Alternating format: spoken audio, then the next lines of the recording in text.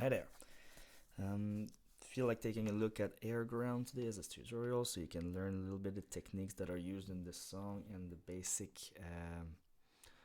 basic points of this tune. Essentially, I take for granted that you have tabs with you, and I'm just gonna walk through a couple of tricky spots. I think not necessarily do an in-depth playing of the entire thing. I might play some bits a little slower. So let's just jump right in.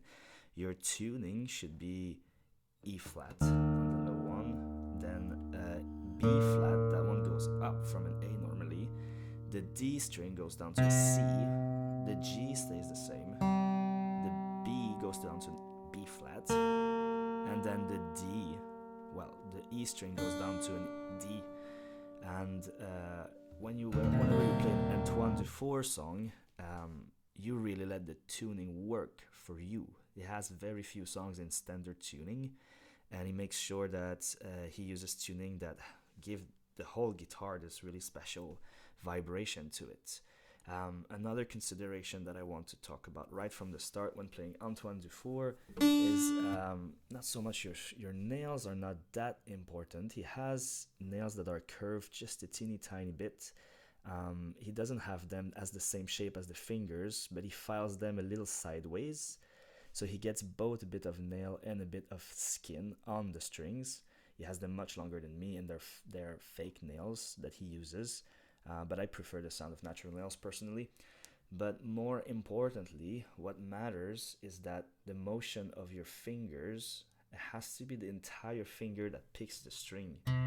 Not a lot of us actually just use this part, the last two joints of the finger, or even just one joint sometimes, but he really uses the entire thing. Uh, that's more like a classical guitar technique there, if I'm not mistaken, and that really gives the bigger sound to it. If you don't do that, if you kind of drag your strings up like that, you can get a little bit of slap back, first of all, but also it sounds much weaker. That's not how he does it. Got a lesson with him way back when, and we really pointed this out, that he he makes sure that he picks every note the right way, if we can say. That's how he sounds.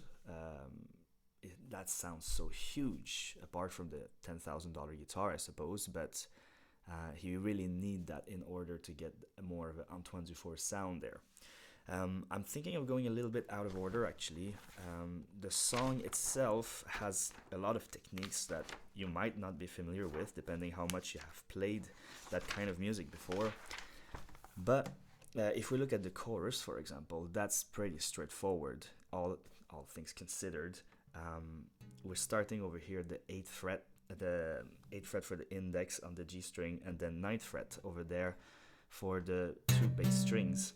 That's a power chord there, quite simply. We have that sound there. And a song that he's gonna use a lot in the whole song is the click with his thumb there.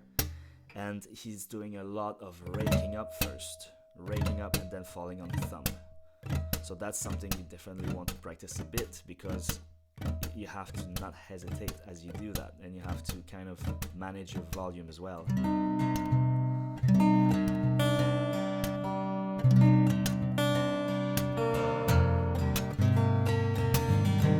So when you fall back, your other finger is also ready to go play whatever string comes next. In this case, we're playing the 6th string, then the first one, the 6th string again.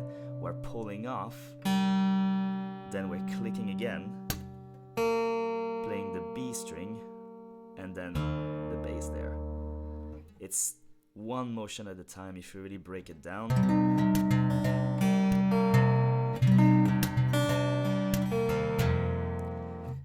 You can't want to go too fast when you're learning that one, because you really want everything to just fall into place and sound as clean as you can make it.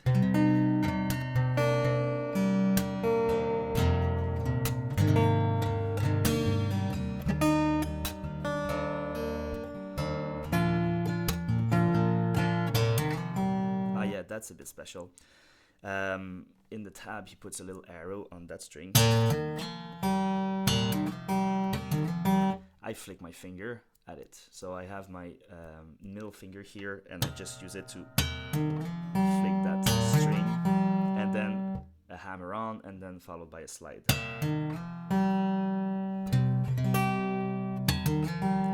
It's a bit of a weird technique, and personally I will hit wrong strings. Sometimes I will include strings that I don't mean to include. Since the tuning works for me, it does not matter that much, I find.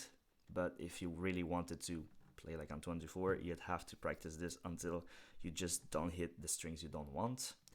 To me, it's a bit overkill, to be honest, but yeah, I'm pretty sure that he has control over that. This part over here as well, that's tricky. You need to start at the 9th fret on the bass string. You have your click like usual, you pick your strings, but then we have a slide up here from the 8th to the 10th fret, and it needs to lead up to 3 harmonics back to back. That's tricky, because your fingers have almost no time to get ready for that. If it wasn't for the slide, you would have time to put your fingers there, you would have time to figure out, okay, this is how it's going to go. But now, it's taking a little bit more time. And then, we don't have a lot more time to slide down either, back to the 5th fret.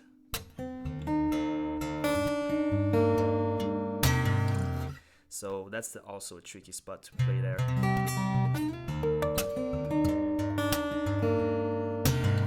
I'll try maybe to play the whole thing super slowly, try to maybe catch what's going on.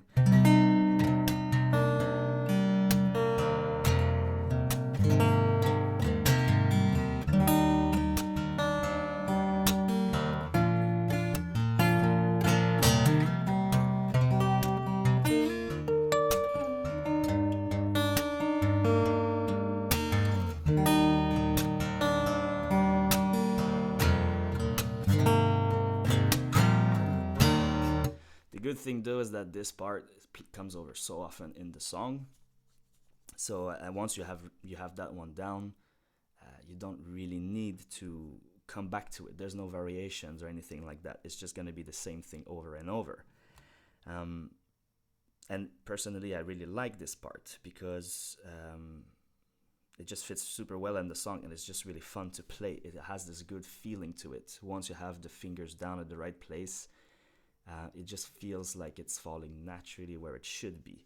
There are more awkward bits in the song, unfortunately. If I go maybe now to the intro, I have a bit of a weird little riff at the beginning, how it starts the song. There's a little wavy line also over some of the notes where he makes a bit of a vibrato, if we could say, and that we might want to include in some of the notes at least. So how does that sound if we do the intro?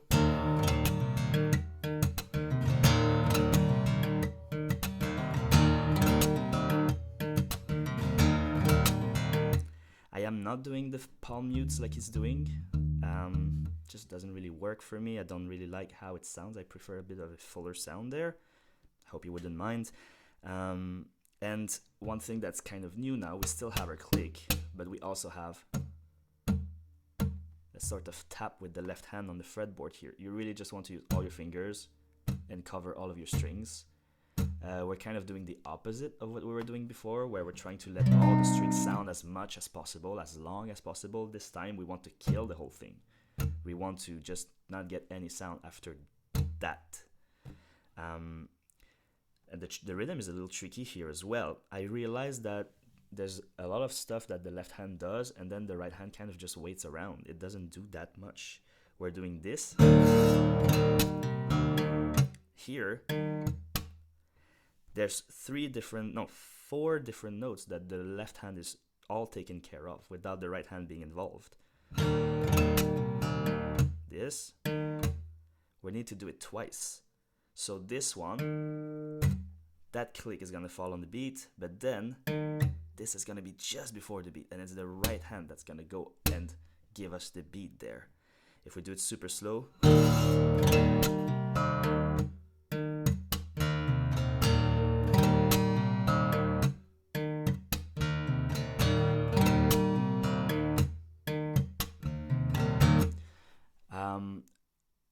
A teacher that I really like to listen to is called Graham Fitch, and he's actually in piano stuff, but the way that he explains how you learn a piano piece bit by bit, chaining up stuff, really works for me.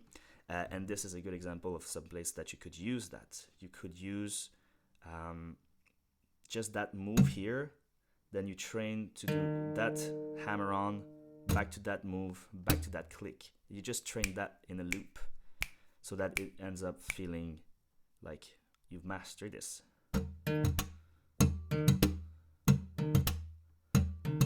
And then you add more notes as you go. Now I'm just gonna go back one note.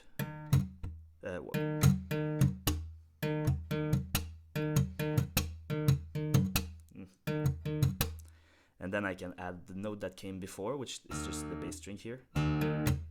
Oops.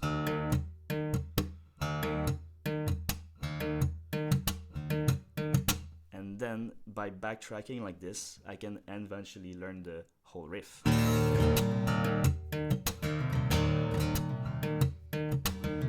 It does not feel that weird anymore, if we can say so. Up to you if you want to add the palm mutes. I suppose he did write them down, so that's something I should sit down and do, but yeah, not a priority, unfortunately. Next up then, in this song, there's a lot of harmonics. That is the big deal. If you've never heard of those, your guitar has special spots where you can just basically touch a string and pick it really quickly, and you take off your finger. You don't actually press the string, you just put your finger there, and then you can get just a tiny piece, a tiny bit of the string to resonate. It works the easiest at the 12th fret. You can really just put your finger there and pick that. You could do it at the 7th fret, and you can do it at the 5th fret. He's doing it all over the place in the entire song. These most guitarists are familiar with, but he's also using his right hand to do this same job. So the 7th fret, you can actually bring that up to the 19th fret, and you can do the same process, but this time we're using the index finger to point at the note we want on the 19th fret, and I'm using the ring finger to pick that.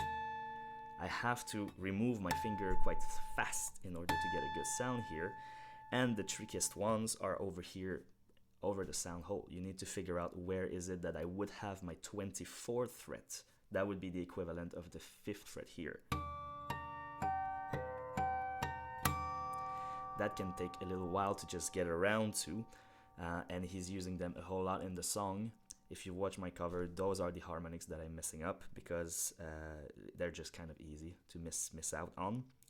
And he has this sequence where he's playing a bunch of those harmonics in a row. If we look at the second measure in the verse,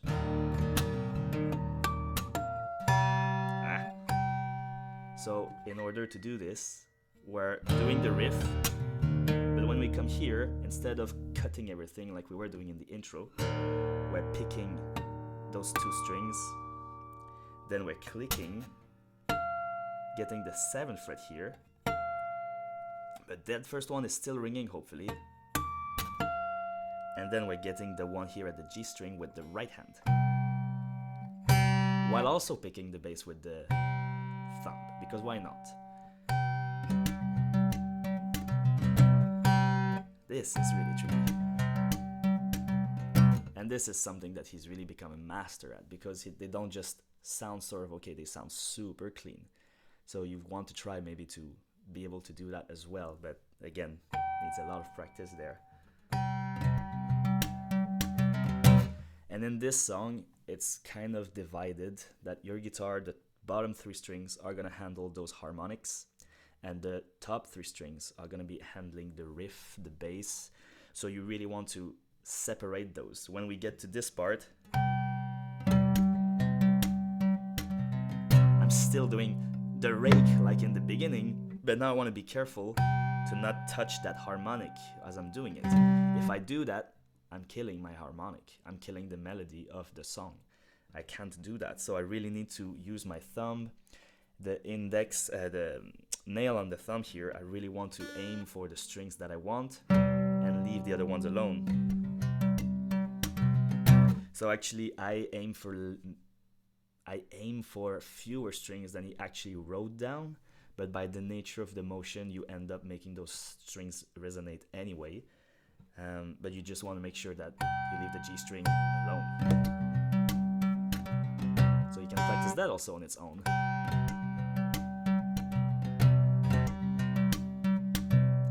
Can I keep on hearing that harmonic as I am doing the rest of the rhythmic motion here? This part here, I'm just super careful with that because I don't like the whole squeaky thing for my guitar. So you can decide which notes exactly you would like to slide down. It's not too bad if you're holding them, but I think that it's worth like considering what do you want. I actually kind of mute those and then I go down with only my index. I prefer the sound of that personally. When it comes to the verse, there are variations, and some of them are actually quite tricky. Especially the second one after you've played the first chorus there. That gets pretty tricky. So maybe we can have a little look at that. I would recommend that you actually end learning the song with that variation, but since it's in the way, this time we're picking the G string at the 5th fret. Top here. Nope. This one.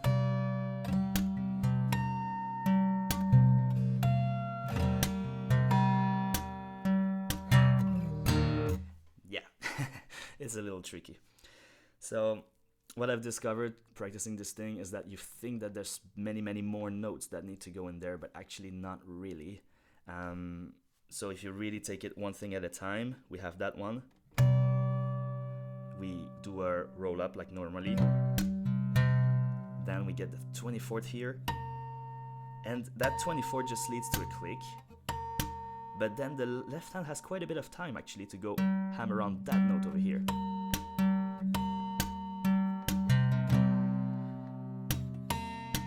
Right?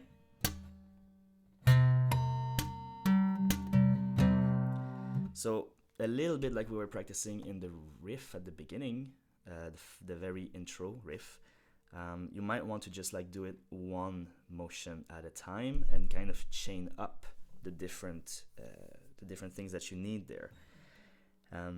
Let's try to maybe do it a little slowly and see what happens.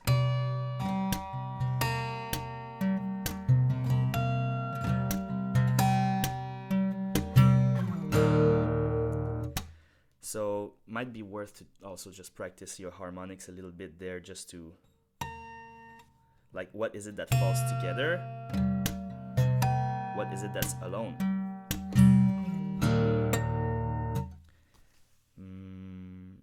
Yeah, the previous variations that we also hear a little bit earlier in the song is not as tricky, I would say, but it can be a little tricky also.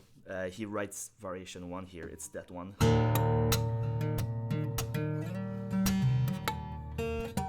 Okay.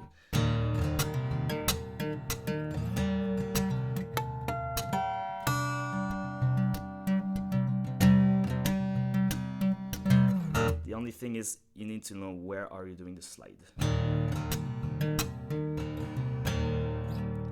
When we start over here,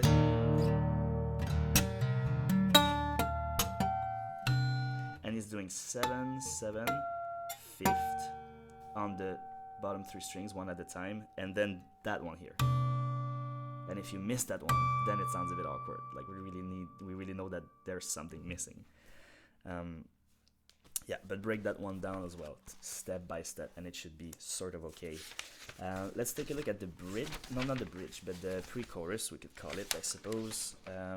This part. That, I think, is the trickiest part for me anyway. Once we've done the whole riff,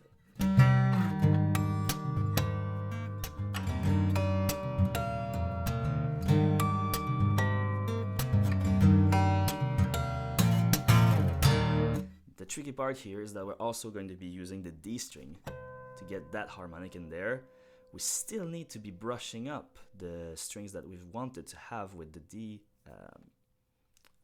with the thumb there without affecting that harmonic. So it starts over here. That's straightforward. 5, 5, 3. Then we get the 5th fret up here. But then bit 1.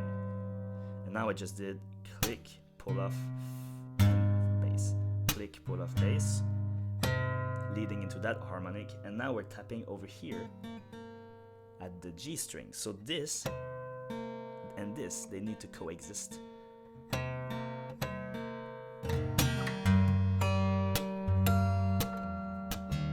At least it's not lasting for very long. So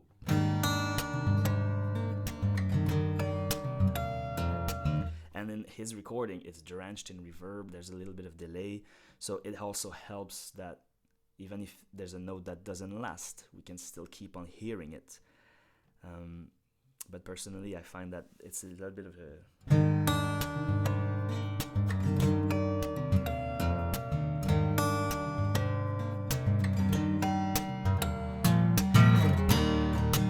little bit of a tricky spot. Maybe I do it super slowly. I'll try at least.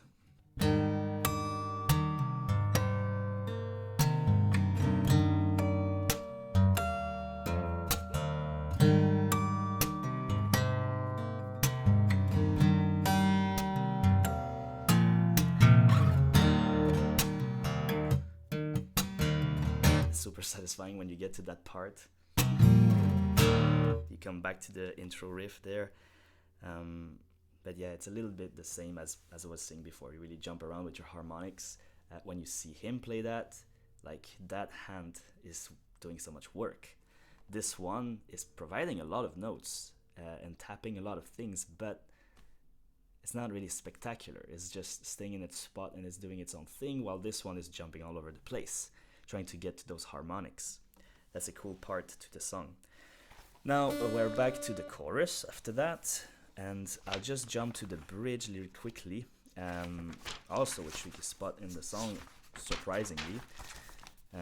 I would say maybe the bridge, what I found the most tricky with that part was to really teach which finger is hammering that note there at the B flat on the G string, or the 3rd fret on the G string, because it kind of changes the whole time.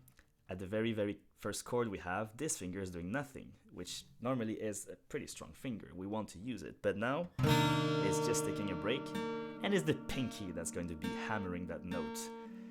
Again, why not? It's actually because later on we need to pick an harmonic here and then slide it up. So you need to have that finger ready and available for later.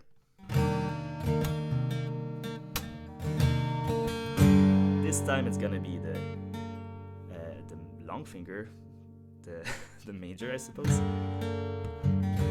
And here, now it's gonna be the ring finger. So now we've done 3 different chords. It's 3 different fingers that are going to be hammering that note. And now, surprise, surprise, it's the index. So you really need to like stop there and like, which finger am I using to actually tap that note? At first it was pretty confusing because the whole song he's kind of taught you to use that one or this one, but he hasn't taught you to use these 2 to tap that note there. So yeah, it can be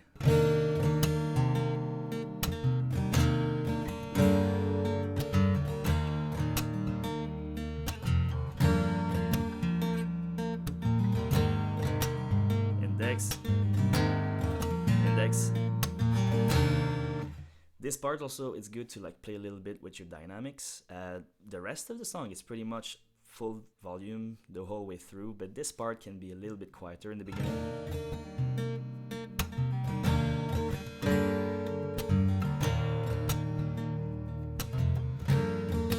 Crescendo a little bit.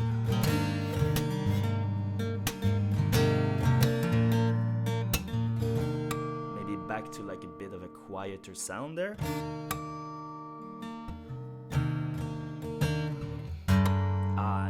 This one is also really, really annoying.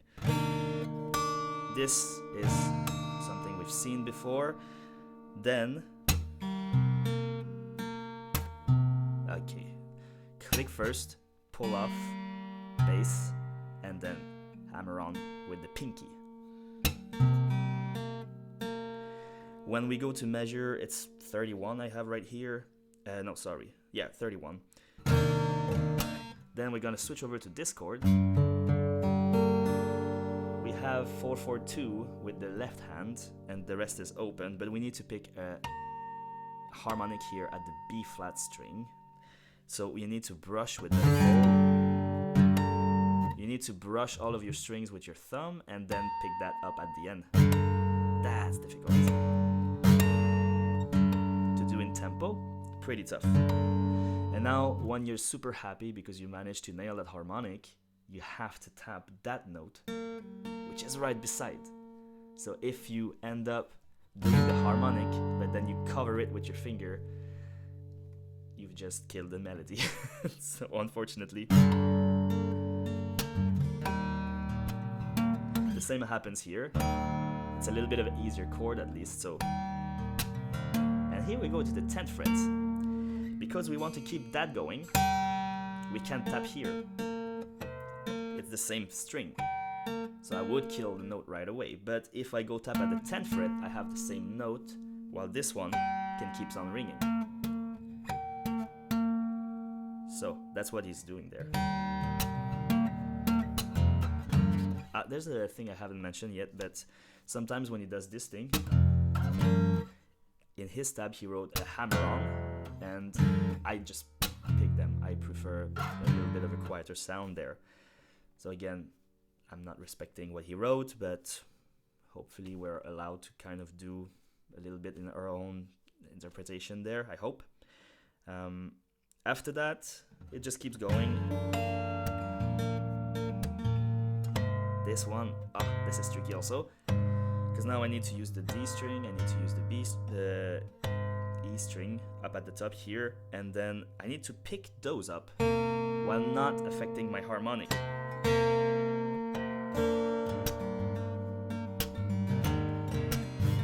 So actually, the way he wrote it, it's kind of clear that the note just keeps going, but the way that you actually play that, you have to be pretty careful.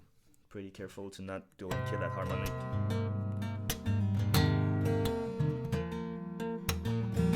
And then that's where the slide comes in. We go back to where we were at the beginning when we do the hammer-ons with the pinky. Oh man. That's something that you cannot really do slowly. You have to just go for it. Now I have a little bit of string over here that's... But you really just take your finger. It's good if you slide it from the nut. It's kind of hard to have enough volume to do this as you're playing it.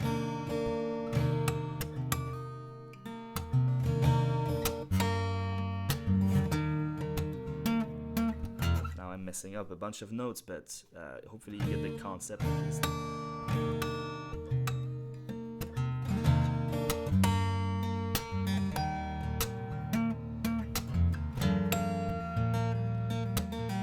Maybe I'll do the harmonic part of the bridge as slow and cleanly as I can, give you a bit of an idea everything that's happening in there. Nah.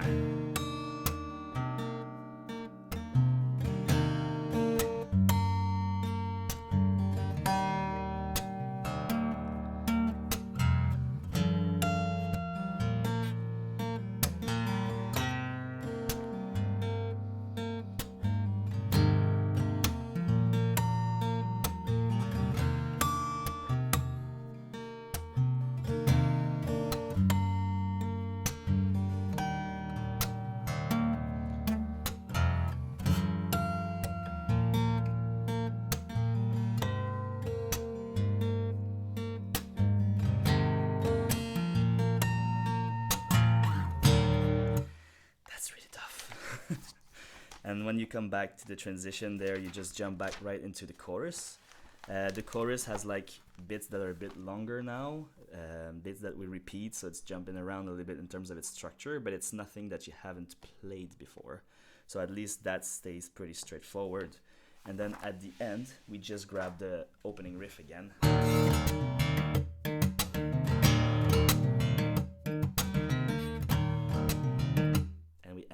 that. We end not on the beat, actually. We end just before. That's a little bit strange. At the same time, kind of cool. Maybe I do that whole chorus thing just a little slowly again, because it kind of just, you can catch what's going on also with that part. Well, slowly I said.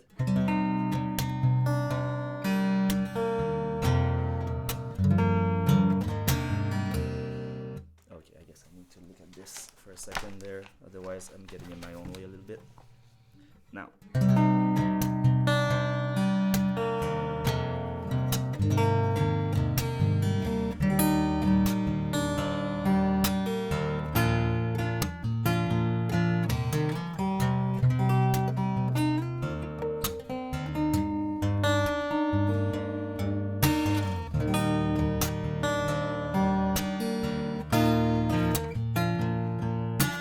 This is new, actually. I forgot about that.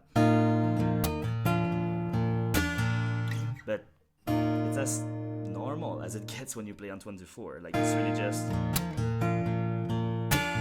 it's two different chords back to back. I've noticed also one thing that I'm doing here. I go mute that string like that. He doesn't do that. I don't know how he does it, actually, because we give that bass on the measure right before, and then we switch to that one, but we don't want to hear that one anymore. How does he actually mute it? I don't know. I haven't figured it out, but I still want that string to resonate. I have one finger that's available, so I go cover it so it stops resonating there.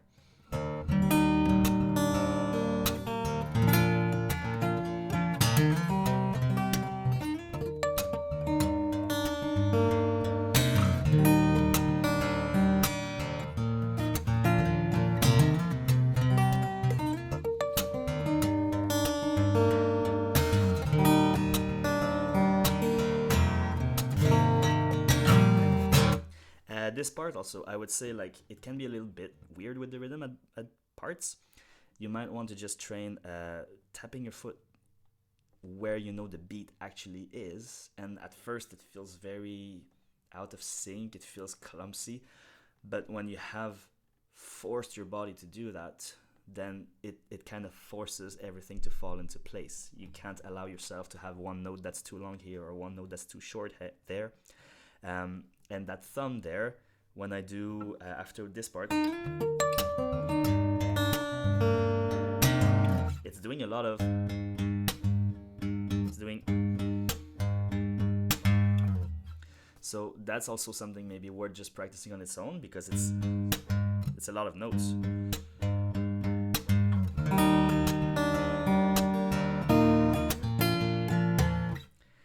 Oh, so I would say that's kind of my 2 cents on this thing anyway. I hope that it's sort of helpful. If you have questions, if like there's bits that I don't really explain super clearly, don't hesitate, just leave a comment and I'll try to address those questions. And keep hope with this. No, it's not an easy one. It's not one of his easier ones, but it's so much fun to play. It really makes the guitar come alive. If you go to listen to him, like, see it as inspiration, because it can get really depressing if you just listen to him over and over again and you see the distance that there is between a top professional player like him and just regular folks. But I mean, we can get to a place where we get a good sound out of our guitars, and just that is it's quite the gift, I would say. It's kind of hard to go back to playing in standard tuning after you've gone through a few songs of Antoine Dufour. You're wondering to yourself, why is standard tuning even a thing? It does not make the guitar come alive the same way at all. So that's my 2 cents. If you have suggestions for a tutorial also, you can leave them, of course. So I guess I'll see you around. Thank you.